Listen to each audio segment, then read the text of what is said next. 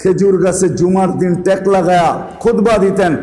Member তৈরি হয়েছে যখন, তো পা রাখতে দেরি, খেজুর গাছ বাচ্চার মতো কানতে দেরি করে নাই। পুরা মসজিদ শুনতে ছিল, কানতেছে বাচ্চার মতো ফুফায়া ফুফায়া। আল্লাহ রসুল নাইমা এসে জিজ্ঞাসা করছে, কাঁদো কেন? সান্ত্বনা দিছেন, এই কথা বলে তোমাকে জান্নাতে নিয়ে যাব, তুমি খেজুর দিবে, আমি খাবো, তারপরে ঠান্ডা, এর আগে ঠান্ডা না। যত টেকনোলজি দিয়ে আমি প্রতিরোধ করি না কেন, দুনিয়ার সমস্ত টেকনোলজি দিয়েও যদি প্রতিরোধ করি, আল্লাহ বলে ইদা যা আজালু, সীমা রেখায় পা দিতে দেরি। ফিরোজ শাহীর কথাই সত্য, 1 মিনিটের নাই ভরসা। ফিরোজ শাহীর কথাই সত্য, 1 মিনিটের নাই ভরসা। এটাই সত্য। সীমা রেখায় পা দিতে দেরি, তোমাকে উঠাইতে দেরি করবো না। ওয়ালাউফি বুরুজিম মুশাইয়্যিদা, যত ধরনের নিচ্ছিদ্র বেষ্টনী তুমি দাঁড় না করাও কেন, পারো তুমি নিচ্ছিদ্র বেষ্টনী দাঁড় করাইতে, কিন্তু আমাদের জন্য প্রতিবন্ধকতা হবে না, আমরা উঠায় নিয়ে আসবো তোমাকে। দুনিয়া খালি দেখতে থাকবে যে এটা উঠা গেল, তো গেল কি করে, কোথাও তো ছিদ্র নাই, কোন দিক দিয়ে আসলো আর কোন দিক দিয়ে বাহির হয়ে গেল। একটা উদাহরণ নেন, প্লেনেও তো মানুষ মারা যায়, ঠিক না? না যায় না? ওইখানে ছিদ্র কোথায়? প্লেনে কি ছিদ্র আছে? হ্যাঁ, না ছিদ্র করা যায়? তাহলে তো ক্রাশ হয়ে যাবে, ঠিক না? মালাকুল মউত আসলো, অপারেশন করলো, সাকসেস হলো, উঠায় নিয়ে চলে গেল। সে তো একাও আসে নাই, সে তো টিম নিয়ে আসছে। চিনিয়া টিম নিয়ে আসছে, পুরো ফুল টিম। ওইখান থেকে উঠায় নিয়ে গেল, কেউ জানলো না, কেউ দেখলো না কিভাবে চলে গেল। আল্লাহর কথাই সত্য, থাকার সুযোগ এখানে কারো নাই। চলে যেতে হবে, চলে যেতে হবে। আর এটাকে ফেরেশতাই পরিচালনা করতেছে, 24 ঘন্টা আমাদেরকে সুরক্ষিত করতেছেন আল্লাহ ফেরেশতার মাধ্যমে। এই জন্যই আল্লাহ বলছে তোমরা মানুষের সেবা করবা। এই বডিটা চালায় ফেরেশতা, আল্লাহর কুদরত দিয়া চলে, আল্লাহর প্রযুক্তি দিয়া চলে। আমাদের হাতেও প্রযুক্তি আছে, আল্লাহরও প্রযুক্তি আছে, না নাই? হ্যাঁ, আপনি ভাবেন প্রযুক্তি আপনারই আছে? আপনি ভাবেন মসজিদে সিসি ক্যামেরা লাগানো আছে? আপনার দিলের উপরেও সিসি ক্যামেরা লাগানো আছে। যদিও আপনি দেখেন না, আমি দেখি না, এটার উপরে সিসি ক্যামেরা লাগানো আছে, ফিট করা আছে, তারবিহীন সিসি ক্যামেরা।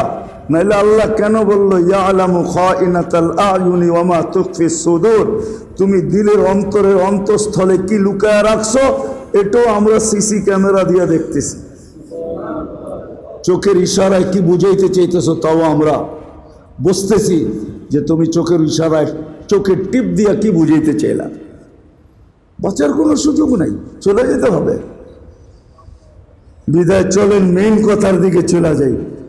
এই জন্যই আমল দ্বারা নিজেকে ফুটাইতে হবে, নিজেকে নিজেকে ফুটাইতে হবে, নিজেকে ফুটাইতে হবে আমল দ্বারা। তখনই আমি আল্লাহর কাছে আকর্ষণের পাত্র হব, রসুলের কাছে আকর্ষণের পাত্র হব। তখনই আল্লাহর কাছে আকর্ষণের পাত্র হব, আল্লাহর রসুলের কাছে আকর্ষণের পাত্র হব।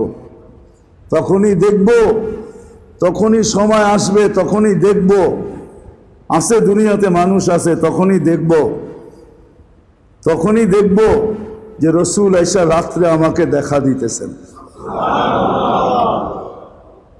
এই বড় মসজিদে কয়জন আছি যে এই পর্যন্ত আল্লাহ রসুলকে স্বপ্নে দেখছি? বোঝা গেল আমি আকর্ষণের পাত্র এখনো হই নাই। যদি হইতাম তাহলে স্বপ্নে দেখা দিতেন। আল্লাহর কাছে আকর্ষণের পাত্র হবে। ছোট জীবনটা এই জন্যই, 60-70 বৎসরের জীবনটা এই জন্যই। আপনার আমার দায় দায়িত্ব আল্লাহ নিছেন, এই জন্যই দায় দায়িত্ব নিছেন। নাহলে আল্লাহ যদি বড় না করতেন, বাওনাকে আল্লাহ বড় করে নেয়। বাওনা চিনেন? হ্যাঁ চিনেন? হ্যাঁ, ওকে আল্লাহ বড় করে নেয়। দুনিয়ার কোনো মেশিন নাই ওকে 1 ইঞ্চি বড় করে দেখায় দিবে। হ্যাঁ, যদি হইতো তাইলে আমেরিকাতে কোনো শর্ট ফিগার হইতো না, ওইখানেও বাওনা পাওয়া যায় না? নাই? উন্নত দুনিয়ায় আছে না নাই?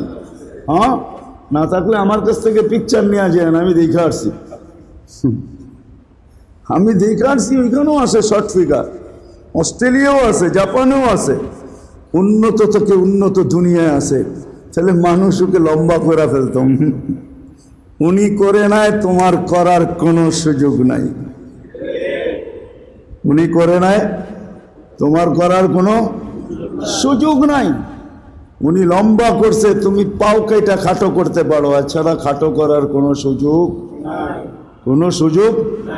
তুমি পাও কেটে খাটো করতে পারো, কিন্তু এছাড়া খাটো করার কোনো সুযোগ নাই। আল্লাহ লম্বা করছে, তুমি সুযোগ কোত্থেকে খাটো করবে? আল্লাহ মোটা করছে, ডায়েট কন্ট্রোল করে চিকন হওয়ার কোনো সুযোগ নাই। আছে না অনেকজন না খেয়ে থাকি সারাদিন, কিন্তু তারপরও ওয়েট কমে না, ঠিক না? হ্যাঁ, তারপরও ওয়েট কমে না। আল্লাহ হরমুলি এরকম দিছে যে না খাইলেও মোটা হবে, খাইলেও মোটা হবে, ঠিক না? কি হরমুল চিনেন? হ্যাঁ, হরমুলি এরকম দিছে যে এটা মোটাই হবে, ঠিক না? কি হবে? মোটাই হবে, আল্লাহ করতেছে। তো যা হোক, যেটা বুঝাইতেছিলাম মেরে দোস্ত, যতক্ষণ পর্যন্ত আমল না আসবে আমি আল্লাহর কাছে আকর্ষণের পাত্র হব না। মানুষের জীবনে আমল আসুক, আমল আসুক, আমল দ্বারা আকর্ষণের পাত্র হোক। কেননা এই জীবনটাই যদি শেষ হইতো তাহলে তো কোনো প্রশ্নই ছিল না। এই জীবনটা তো শেষ না, এই জীবনটা শেষ না, এখানেই শেষ না। বলতে পারি যে দুনিয়াই শেষ, না না না, দুনিয়াতে শেষ না। যদি দুনিয়াতে শেষ হইতো তাহলে উনি বলতেন না লাতুসআলুন্না আনিন নাঈম, তোমাকে প্রত্যেক নেয়ামতের হিসাব নিব তোমার থেকে, প্রত্যেক নেয়ামতের হিসাব নিব। আজকে হয়তো নেন না, বিল নেন না। আজকে বিল নিলে 1 লিটার 1 টাকাও যদি হতো তাহলে ডেলি 550 টাকা আমাদেরকে দিতে হতো শুধু অক্সিজেনের জন্য। পার শ্বাস যদি 1 পয়সা হতো তাহলে ডেলি আমাদেরকে 1600 টাকা পে করতে হতো 24 ঘন্টায়। আমরা 1,60,000 বার শ্বাস প্রশ্বাস নেই। যদি অক্সিজেনের নিতেন, এরকম যদি অঙ্গের সবগুলা নিতে থাকতেন তাহলে বিল দিতে দিতে যান শেষ, কিচ্ছু বিল নেন না। কিন্তু হ্যাঁ, সত্য এটা, হিসাব কিতাব নিবেন, যেটা ইঙ্গিত দিছেন হিসাব কিতাব অবশ্যই নিবেন, নিবেন অবশ্যই, কিয়ামতের মাঠে নিবেন অবশ্যই, অবশ্যই নিবেন। লা ইয়াজাল কদম আবদ, কারো পাও হেলাইতে দিবেন না। 4 জিনিসের জবাব যতক্ষণ পর্যন্ত না দিবে। কবরে 3 জিনিসের জবাব দিতে হবে, তারপরে আগে, এর আগে আগে না। দুনিয়ার পরিচয় পরিচিতি এটা এইখানেই চলবে। আইডি কার্ড কোমরে ঝুলান আর জেবে ঝুলান আর গলায় ঝুলান। আইডি কিন্তু এখন 3 ভাবে ঝুলায় রাখে, ঠিক না? কি ভুল বললাম? কেউ কোমরের ভিতরে ঝুলায় রাখে, বাহির থেকে দেখা যেতে থাকে, ঠিক না? চেন দিয়ে ঝুলায় রাখে, কেউ জেবে রাখে, আবার কেউ গলায় ঝুলায় রাখে। যেখানেই ঝুলায় রাখেন এই আইডি ওইখানে চলবে না, কবরে চলবে না, কোনো আইডি চলবে না। যদি চলতো তাহলে আমি প্রমাণ দিতেছি, একজনেরটা চলতো, আবু তালেবের জন্য চলতো। আপনি আবু তালেবকে চিনেন না? চিনছেন এতটুকু, আল্লাহ রসুলের চাচা, এতটুকু চিনছেন, আর এর বেশি চিনেন না।